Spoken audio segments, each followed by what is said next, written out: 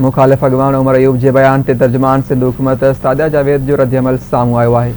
CCI इजलास में वाज़े थी वियो त केनालनि जी मंज़ूरी कंहिं वक़्तु ॾिनी वई। तर्जुमान सिंध हुकूमत जो चवणु आहे पीटीआई मुखालिफ़ दुर अॻवान उमर अयूब ऐं ॿियनि पीटीआई अॻवाननि खे सदर आसिफ ज़रदारी फ़ौबिया आहे।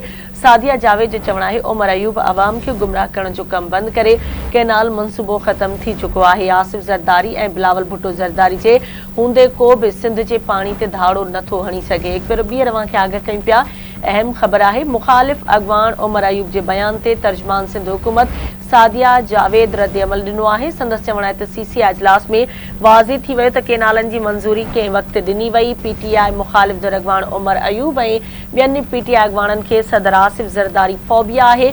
उमर अयूब अवाम खे गुमराह करण जो कमु बंदि करे केनाल मनसूबो ख़त्म थी चुको आहे। आसिफ ज़रदारी बिलावल भुट्टो ज़रदारी जे हूंदे को बि सिंध जे पाणी ते धाड़ो न हणी सघंदो।